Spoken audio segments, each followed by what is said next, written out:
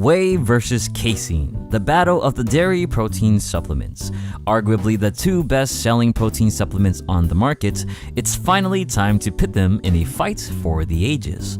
But if you were expecting some sort of brutal and intense showdown, I'm afraid you'll be disappointed. Let's take a closer look at our protein powerhouses originating from our belly-busting bovine buddies. Both are considered complete proteins containing all the essential amino acids we humans need, and both are easily digested, where about 97% of all the protein in it will be absorbed by the body. It's no coincidence that these two protein brothers have become mighty popular among fitness circles. But even though they share similar properties, they don't exactly share the same benefits. In fact, if you have ever been scrounging the internet forums or punching in your Google searches, you'll come to realize that there are two key differences between whey and casein. One is their digestion rate. Whey is considered the faster acting protein, touted for reaching the bloodstream quicker and elevating blood amino acid levels much higher. But it begins to dissipate roughly 3 hours after ingestion. Casein, the slow-acting protein, theoretically reaches the bloodstream slower due to its curdling effect and release smaller amounts of protein over time. The benefit, though, is that the protein will be in the bloodstream for much longer, almost 8 hours after the fact. The other difference is indeed their protein profile. Although whey and casein are both complete proteins, they don't share the same amount of these essential amino acids. The most important is the muscle growth promoting leucine. Whey naturally has much more leucine, which should help you build more muscle. But casein protein has more muscle preserving properties. So both protein supplements are better than the other in two aspects of building muscle: increasing muscle protein synthesis, where whey takes the cake, and decreasing muscle protein breakdown, where casein holds the crown. As we can see, there are glaring differences between the two protein powders, but does it even really matter? Now, studies do clearly show that whey spikes amino acid levels much higher, but one thing that's not entirely true is whey reportedly reaching the bloodstream quicker, which can be important. Muscle protein synthesis is stimulated for a short period of time after an intense workout.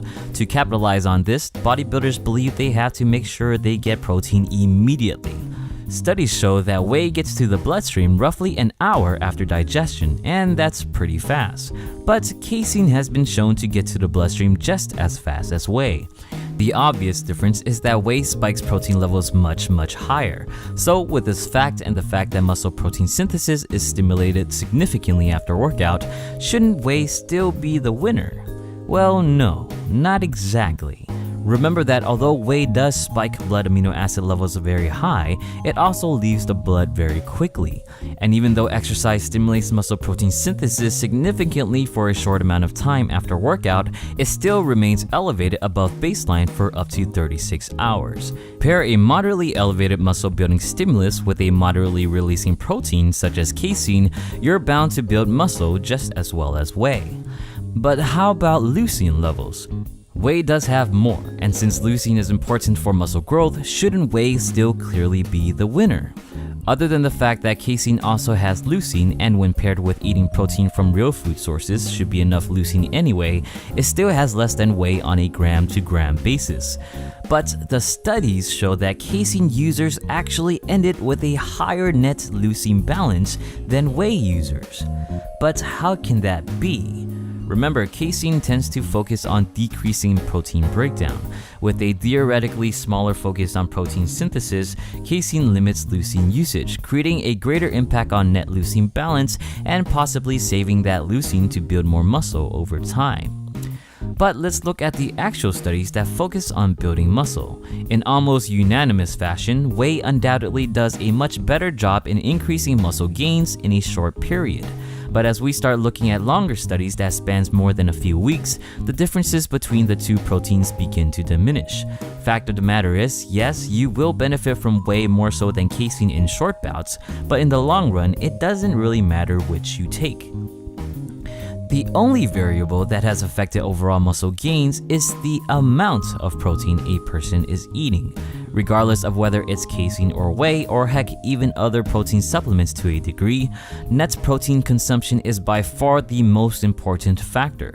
Of course, that changes if you're focusing on certain athletic sports such as endurance running or powerlifting, where protein timing and digestion rate is critical. But for all things muscle building related, whey and casein are pretty much equal.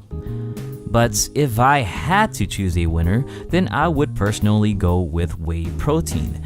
It's less about muscle growth, but more so the fact that it's usually easier to consume, has a better taste profile, and usually is less expensive. These are factors that you should consider as well.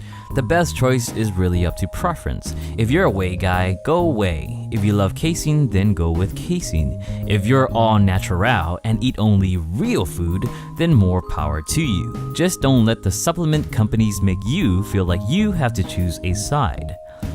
Come check out my videos where I cover each of these protein supplements more in depth. As always, please like and share if you enjoyed the video, and don't forget to subscribe. Thanks for watching.